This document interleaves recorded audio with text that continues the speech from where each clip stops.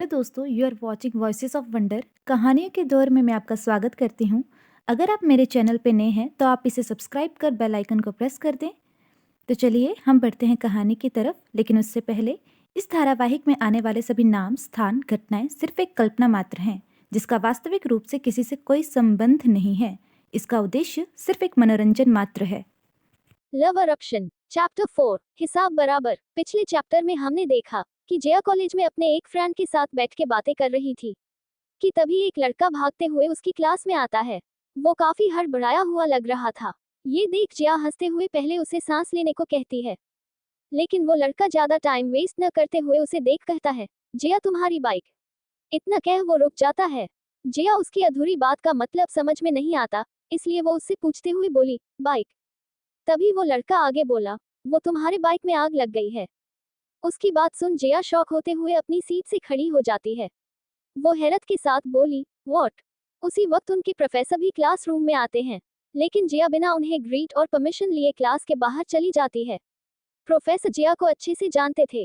वो उसे आवाज भी लगाते हैं, लेकिन तब तक वो क्लास से बाहर जा चुकी थी। जैसे ही जया का फ्रेंड बाहर जाने को हुआ, तभी प्रोफेसर उसे आवाज लगाते हुए रोक देते हैं। प्रोफेसर उसे देखते हुए बोले, नक्श, अब तुम कहाँ जा रहे हो। नक्श जो दूर के पास पहुंच चुका था और जया के पीछे जाना चाहता था, वो प्रोफेसर के आवाज लगाने से अपनी आंखें बंद करते हुए बोला, इन्होंने तो पकड़ लिया। अब क्या करेगा नक्श। प्रोफेसर भी ना कुछ तो सोच, क्योंकि वो अब जया की तरह प्रोफेसर को इग्नोर करके नहीं जा सकता था। लेकिन वो करता भी तो क्या।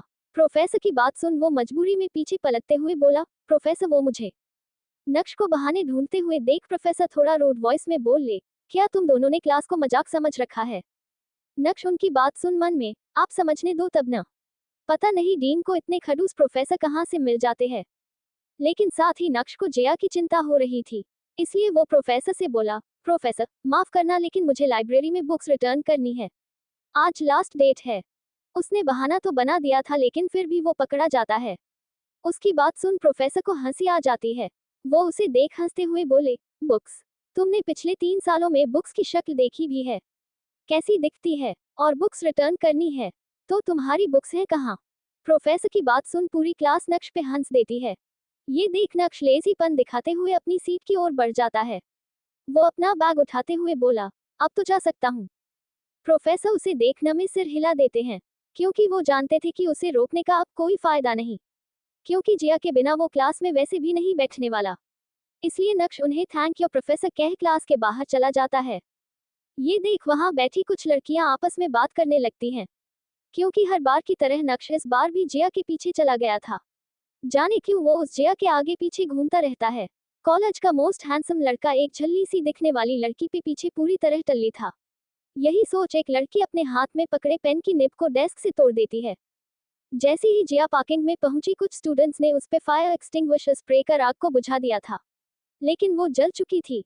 ये देख उसकी आंखें नम हो जाती हैं, क्योंकि जिया जितना इंसानों से प्यार करती थी, उतना ही अपनी चीजों से।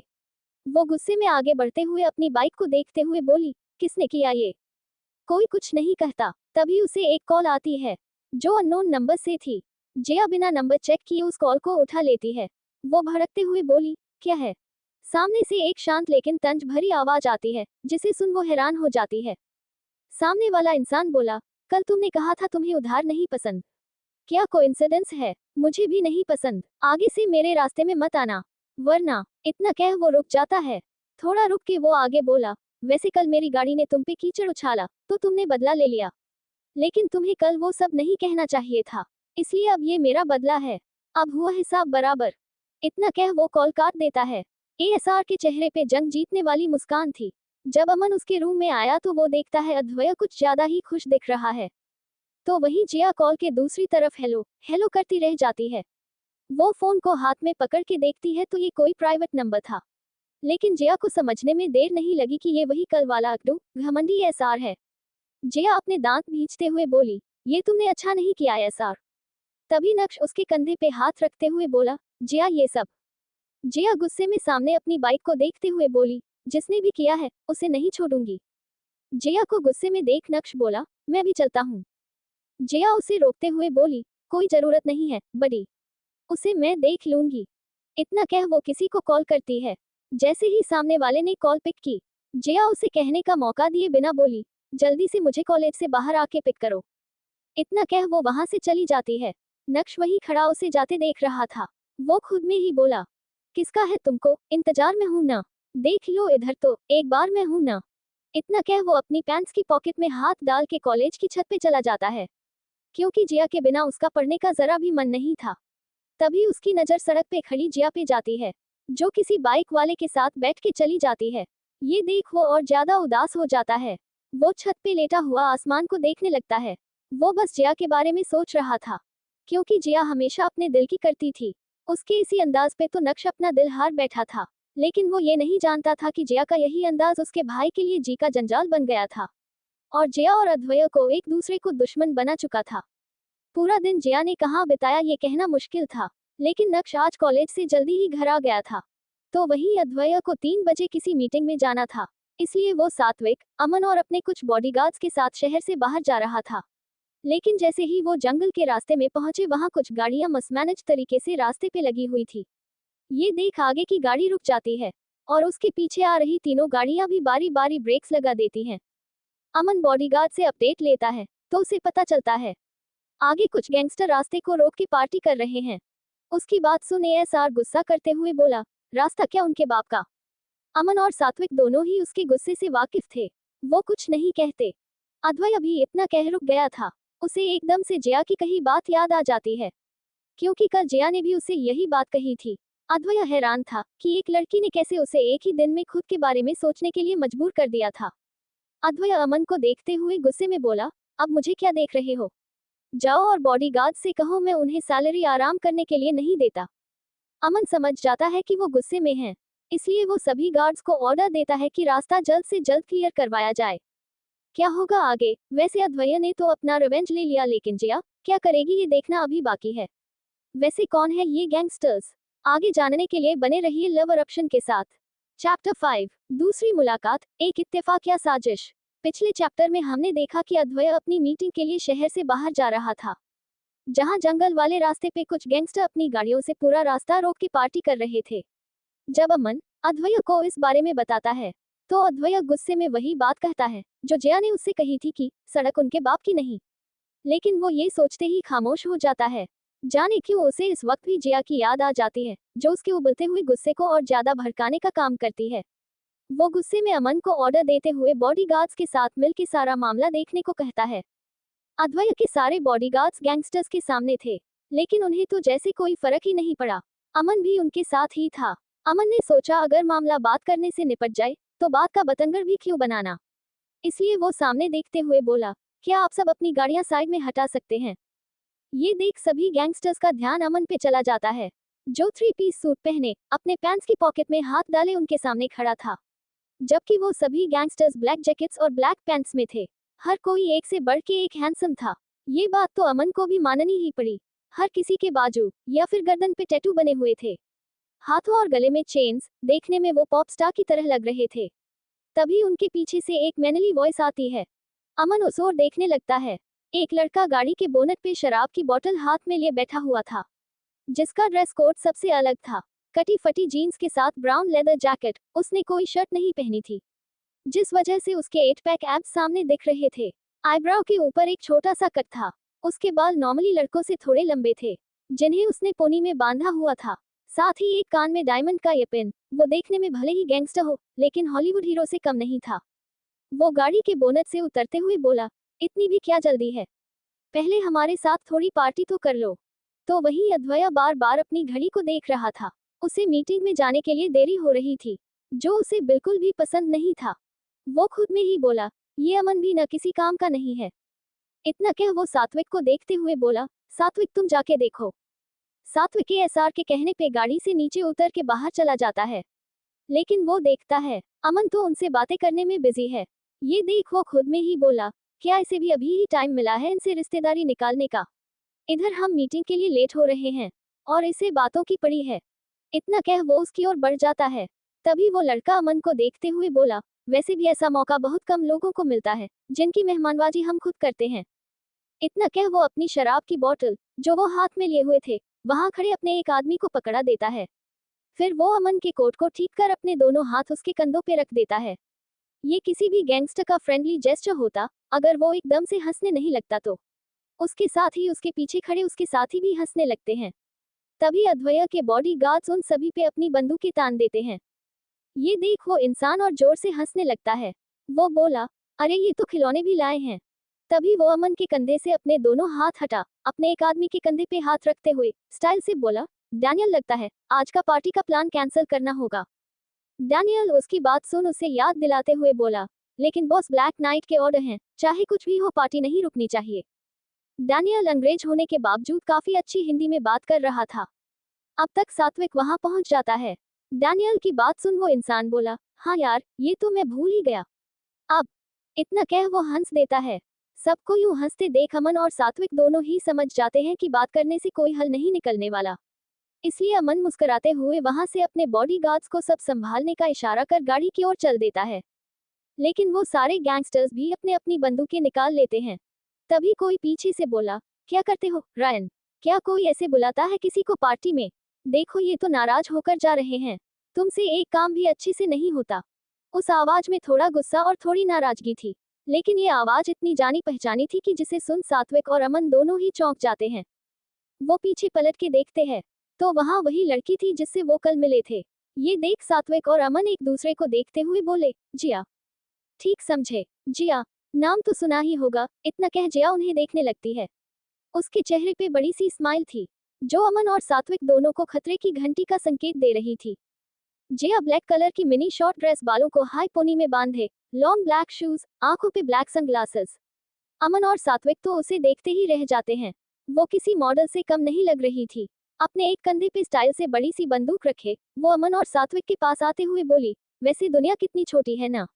मैं आज तक तुमसे नहीं मिली और देखो जब मिलना लिखा था 24 घंटे के अंदर ये हमारी दूसरी मुलाकात है। यानी कि एक ही दिन में दूसरी बार। मेरी किस्मत इतनी भी खराब नहीं हो सकती। इतना कह वो अपने गैंगस्टर दोस्तों से शिकायत करते हुए अपने एक हाथ की लकीरों को देखने लगती है। उसकी बात सुन अमन धीरे से सात्विक से बोला, ये अपनी किस्मत को बुरा रह रही है या हमें अपनी किस्मत के नाम पे कोस रही है? उसकी बात सुन सात्विक बोला, मुझे तो इसकी बातों में ही झोल लग रहा है। यहाँ से निकलने में ही भलाई है भाई। लेकिन अमन सात्विक की बातों को नजरअंदाज करते हुए जिया से बोला, तुम कहना क्या चाहती हो? उसकी बात सुन जिया हंसते हुए बोली, अभी पता चल जाएगा। इतनी भी क्या जल्दी है? अभी तो आप हमारे मेहमान हैं। सभी बॉडीगार्ड्स चुपचाप खड़े, कभी अमन को देखते तो कभी इस लड़की को। उन्हें समझ में नहीं आता कि वो उनकी दोस्त है या दुश्मन। इतना कह वो उनके चारों ओर घूमने लगती है। वो उनसे पूछते हुए बोली, वैसे तुम दोनों कहीं जा रहे थे?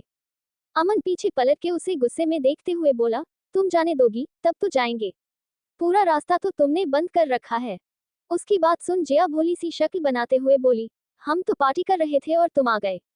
वैसे क्या जाना इतना जरूरी है? वो उसकी टाई के साथ खेलते हुए बोली। ये देख तो अमन की बोलती बंद हो जाती है। जिया होठों पे मुस्कुराहट के साथ आगे बोली, क्या तुम हम सब के साथ पार्टी नहीं करोगे? मैंने सोचा था आज हमारे साथ भी मेहमान होंगे, लेकिन चलो कोई बात नहीं।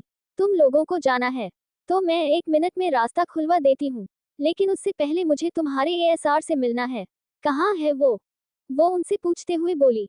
अमन जैसे ही कुछ कहने को हुआ, लेकिन तभी वो कुछ कहते हुए रुक जाता है, क्योंकि वो जिसके बारे में बात कर रही थी वो ठीक उसके पीछे खड़ा था। अमन उसे पीछे देखने का इशारा करता है। ये देख जिया जैसे ही पलटने को हुई, तभी अद्वैया की गुस्से भरी आवाज सबके कानों में पड़ती है।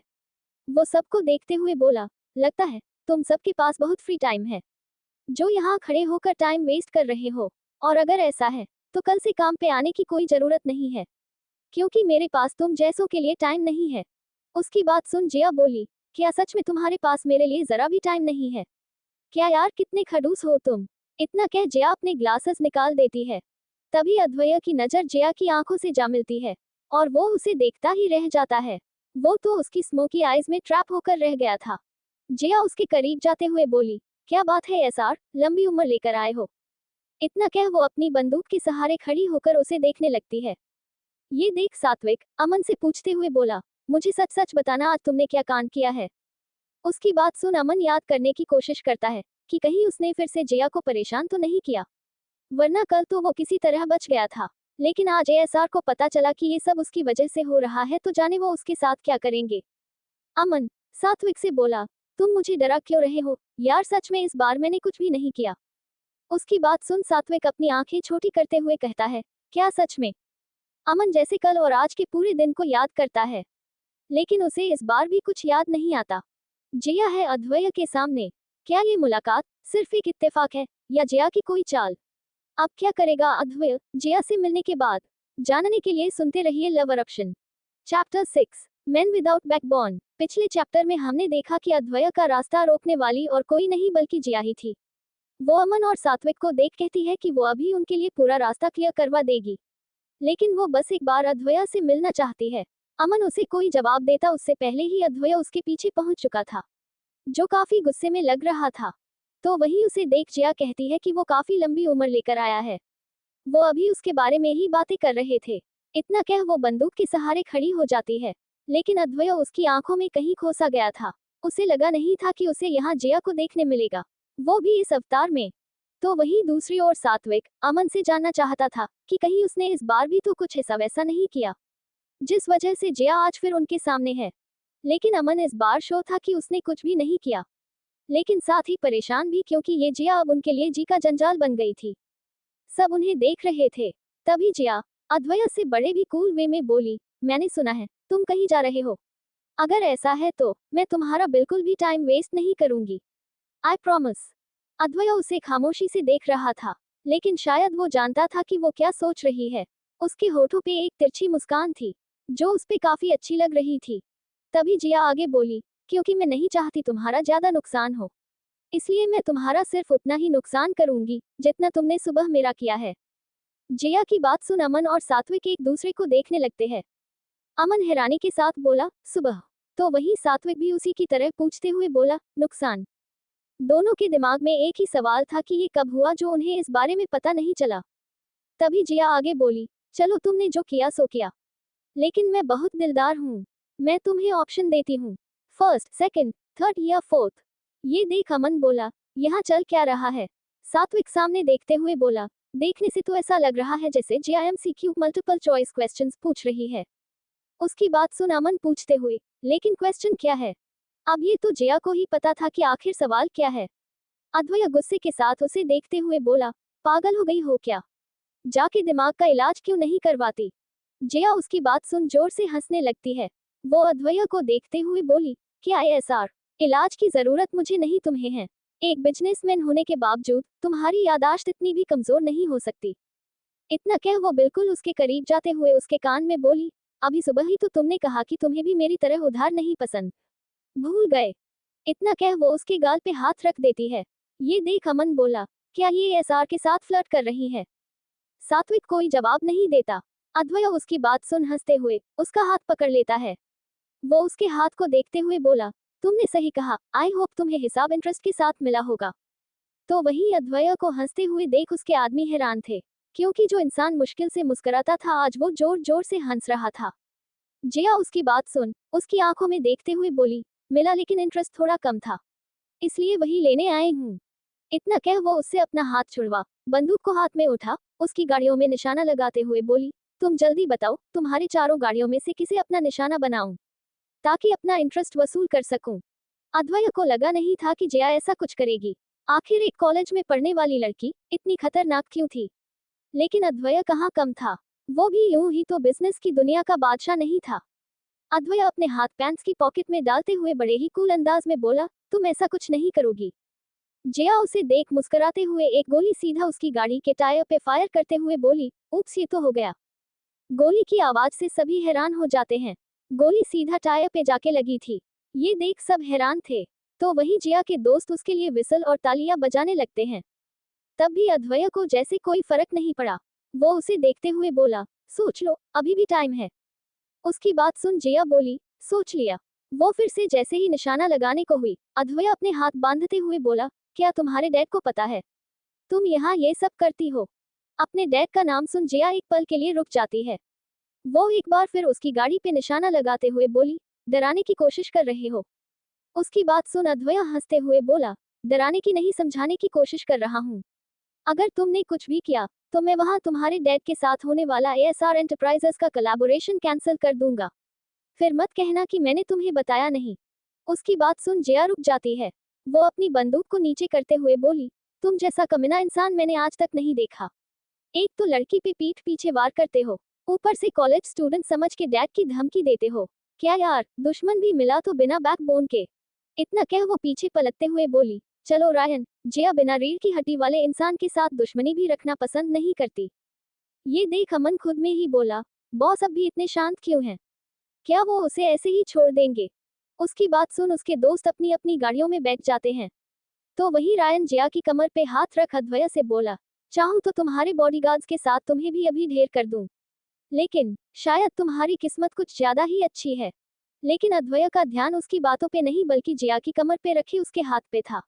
जो देख जाने क्यों अद्वैया को ये देख के अच्छा नहीं लगा। इसलिए अद्वैया जिया को देखते हुए बोला, कम ऑन जिया, तुम तो बच्चों की तरह शिकायत करने लगी। क्योंकि मैं तुम्हारी कमजोरी जानता था, इसलिए मैं मैन विदाउट बैकबोन। तुम ये क्यों नहीं देखती कि तुम कमजोर हो? क्योंकि तुम्हारी कमजोरी है। अब मुझे देखो, मेरी कोई कमजोरी नहीं, क्योंकि मैं इतना पावरफुल हूँ कि मुझे खुद को प्रोटेक्ट करना आता है। उसकी बात सुन जिया रायन का हाथ कमर से हटा अद्वैया के करीब आते हुए बोली, तुम्हें क्या लगता है मेरी कमजोरी तुम्हारी सो कॉल्ड कोलैबोरेशन है? इतना कह वो नमे सिर हिला देती है। फिर वो थोड़ा मुस्कुराते हुए बोली, और रही बात प्रोटेक्ट करने की, तो चाहूं तो अभी पलक झपकते तुम्हारा किस्सा खत्म कर सकती हूँ। क्योंकि मैं पीठ पीछे वार नहीं करती, और मैं तुम्हारी इन गीदड़ धमकियों से भी नहीं डरती। और क्या कहा तुमने, मैं कमजोर हूँ? उद्धरण चिन्ह। इतना कह वो हंसने लगती है। वो उसके थोड़े और करीब जाके उसकी आंखों में देखते हुए बोली, कमजोर मैं हूँ या तुम, जो दूसरों की कमजोरी का फायदा उठाता है?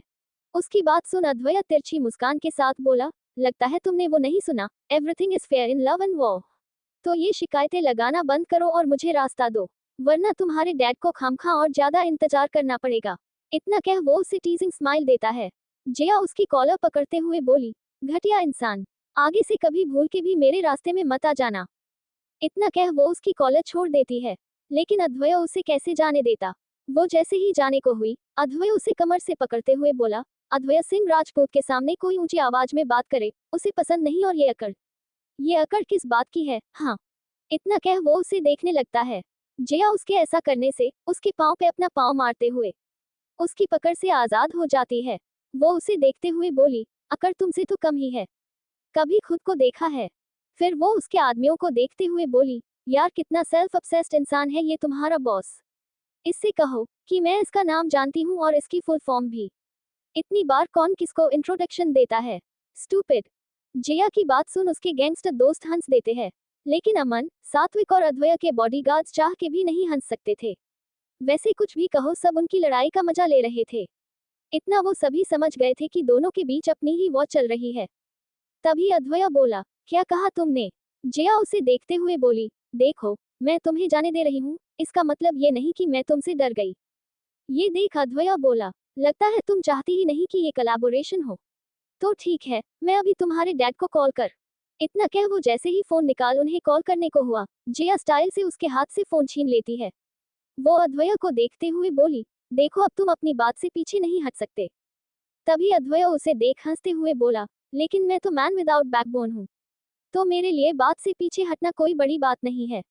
It's normal. ये देख जिया गुस्से में पूछते हुए बोली, तो तुम क्या चाहते हो?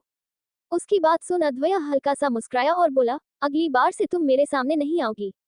कभी गलती से सामने आ भी जाओ तो उसी वक्त अपना रास्ता बदल लोगी। उसकी बात सुन जिया मुंह बनाते हुए बोली, मंजूर है,